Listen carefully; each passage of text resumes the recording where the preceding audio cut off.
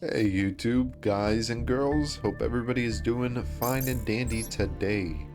There is a new update for Yugioh Master Duel, and it looks like they've added two things along with some cosmetics. Cosmetics look cool. It looks like Tenpai dragons along with a new field spell, or a field mat I should say. So I'm very interested in this. This is the new bundle deal for 750 gems. You get 10 packs equivalent to 1000 gems, so you save 250, and you get a free card, Ghost Bell and Haunted Mansion. I really like that card. It's a decent card. And yeah, 10 free packs essentially. Just get the card, and what did we get? Oh wow, we got her. That's good. And some other stuff, like a lot of really like archetype specific things, except Dark Honest, which he's kind of cool. He's newer. He's like honest, but he affects dark monsters, so that's nice. All right, but this is the real meat and the potatoes. This is the alpha and the beans. This is the hay and the needle. This is it.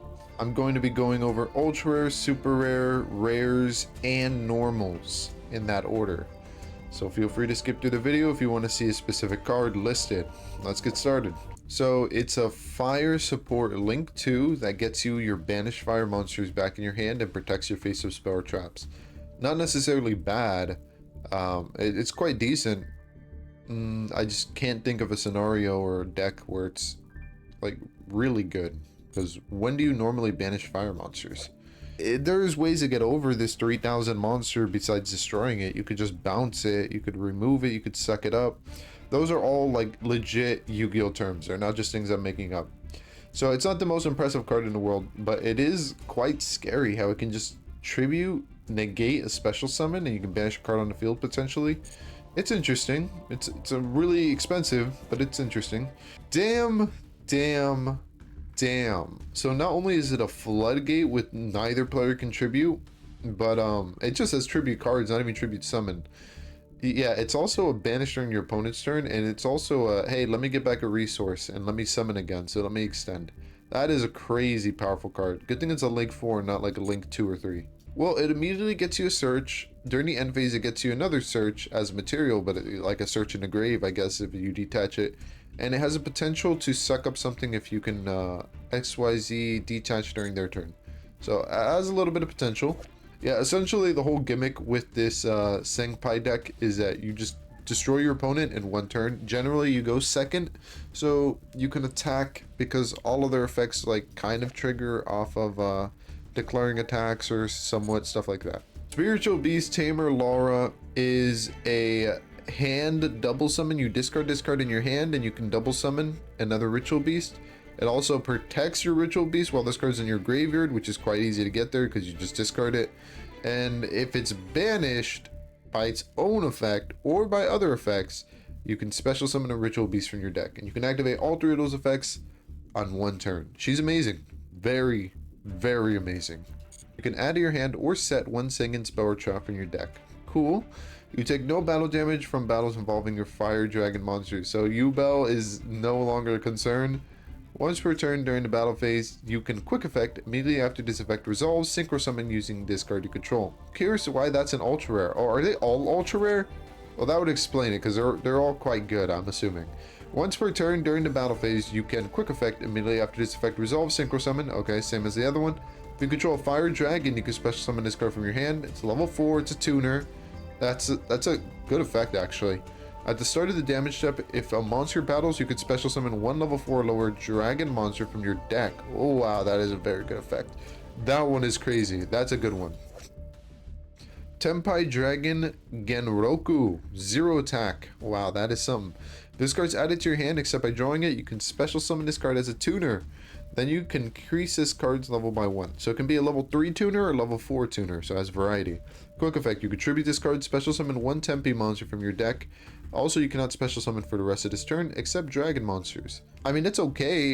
It's a starter. It gets you into anything instantly, like Lone Fire Blossom, so you can go into Chandora or Pandora. Okay, so you can only use the insanely powerful graveyard effect once per duel. That seems fair.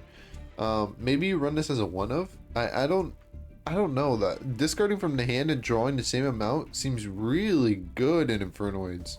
But then again, you can't use the graveyard effect multiple times, so maybe it's a hard one of.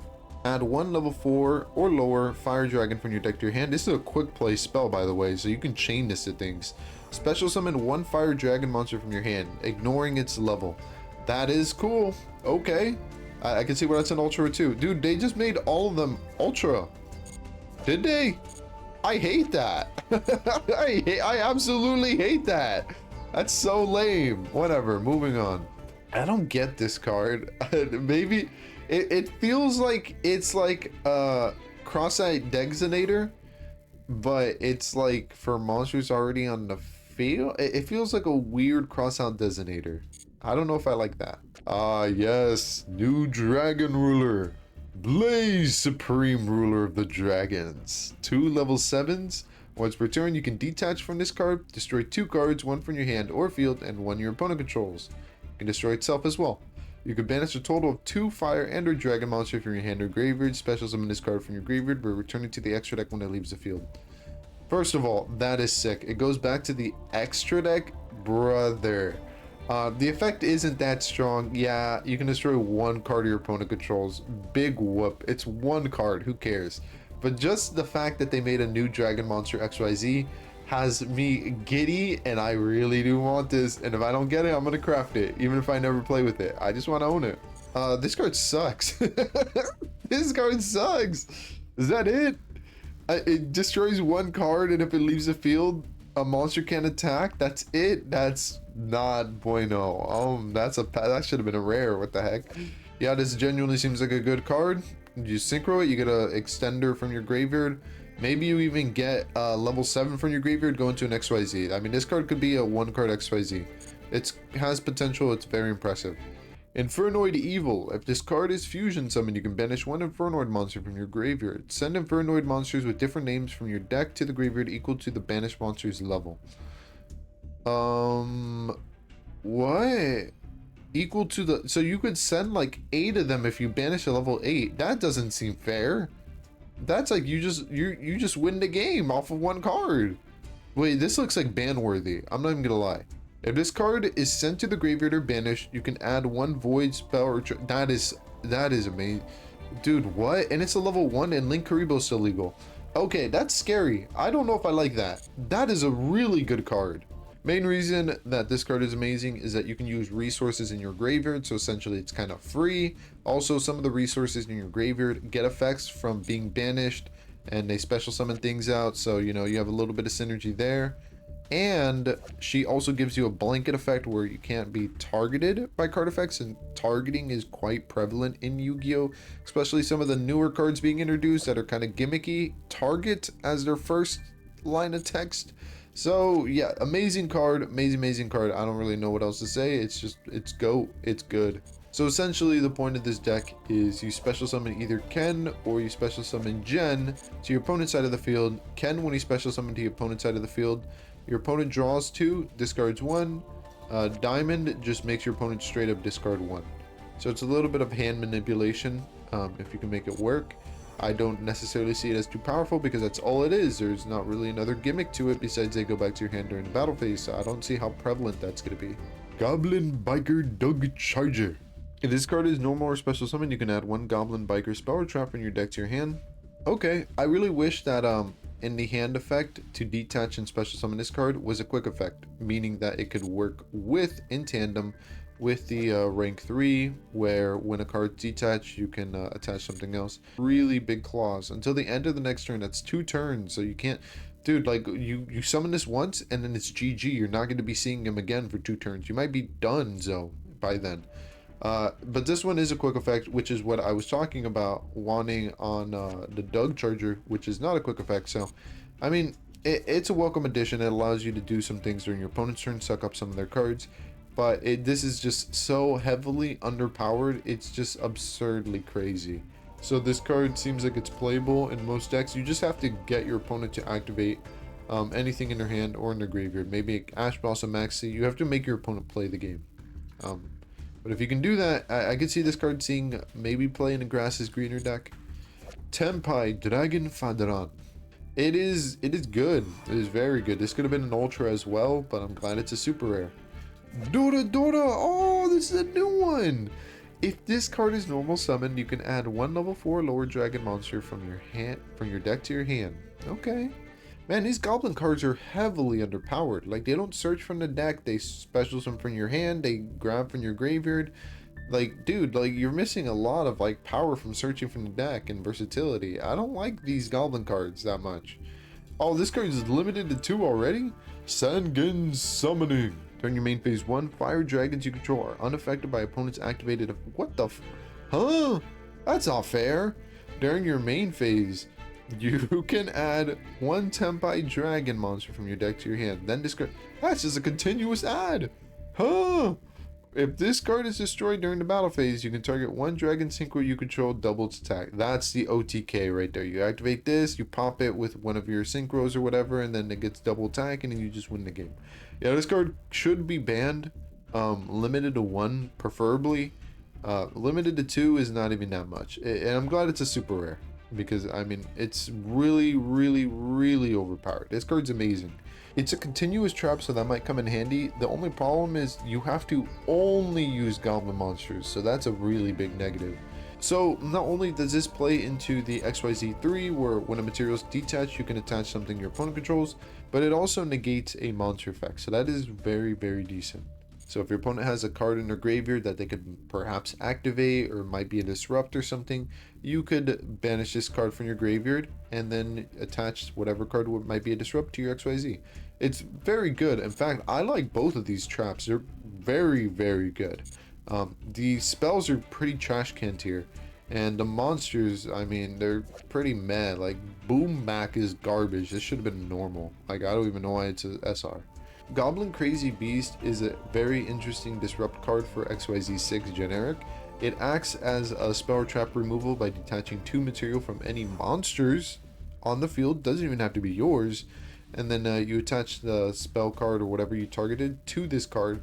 And then if this card's in your graveyard and you somehow have another goblin in your graveyard, you can just special summon this card back. But that is a once per duel.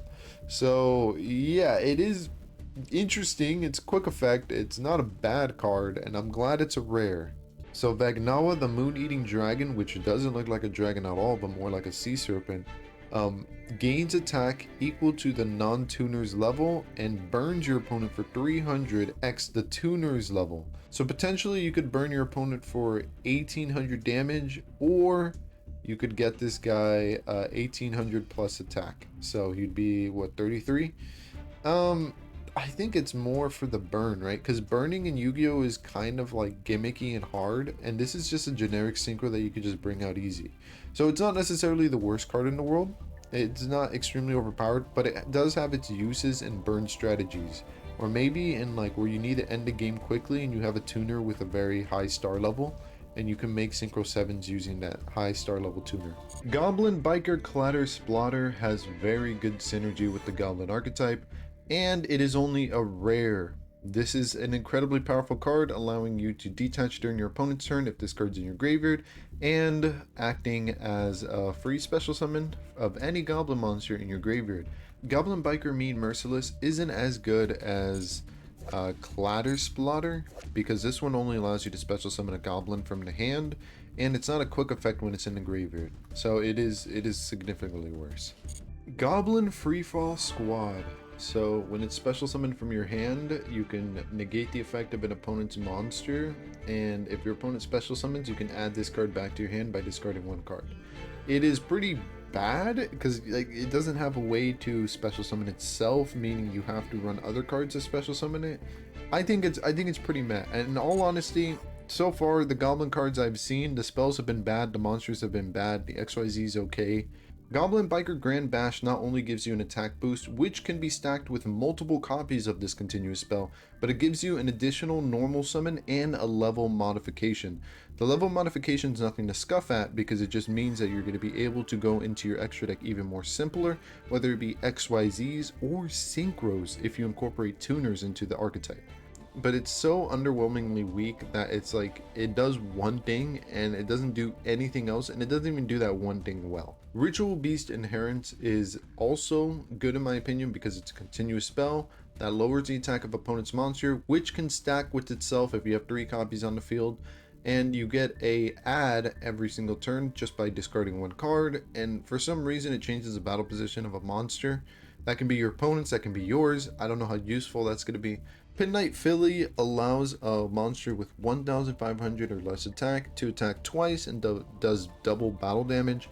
I think the main deck that would take advantage of this is Sprite, because this is a Link 2 and Sprite focuses mainly on like level 2 Link 2 monsters. And it has protection kinda, or floats, where when it dies by battle or card effect, it just comes back during the next standby phase. It's quite decent. It's actually a little bit scary. You can go for OTKs with this card. I'm sure people will figure out combos. Goblin Biker Troca Gardini is only a normal, and it's a generic XYZ 3. If it has 3 or more materials, your goblin's going to attack directly. That doesn't seem very fair, but the goblins aren't really good to begin with, so I mean, maybe it balances out. It also can like change battle positions and negate attacks by detaching. It's I think you would only run it for the attack directly, I'm going to be quite honest. It only has the lock of Fiends. You can run any of the Fiends in the game along with Infernoids and still have this powerful card. It boosts up the attack, it's continuous spell, it stacks on itself. You can add your banished Infernoid monsters to your hand. It's really easy to banish them because they summon off being banished or whatever. And you can special summon one from your hand, which means that you can get whatever is in your hand out of your hand, on the field, maybe into the graveyard. Wow, this is one powerful card. I like it. I like it so much. So I'm split between Sangen Kaiho. First of all, it ends the main phase. That's that's unheard of. But it also has banish this card from your graveyard, draw one card, and then special summon Tenpais from your hand. That actually might come up. I mean, to draw one isn't even bad on its own. So yeah, I mean, damn, this is a little scary. I hope people don't run this, because ending the main phase means you don't get to play. The game's over. You go straight to battle phase. Main phase 2. No attacking for you, sir. All in all, I'm going to rate this pack a B. Because although it has top meta-defining cards in it, such as the Tenpai Dragon, which I perceive to be controlling the Master Duel meta for the foreseeable future, you also got Ritual Beast, which is a decent rogue contender, and you got Goblin Biker, which is dookie. So that's why it's not the highest rank it can be. It's a B. Thank you so much for watching. I hope you enjoyed. Feel free to hit that like button to show me love and support. And thank you for all the comments. I do read them, and there are some decks I am working on that I've got some comments on. And besides that, maybe I'll catch you guys or girls later. Bye.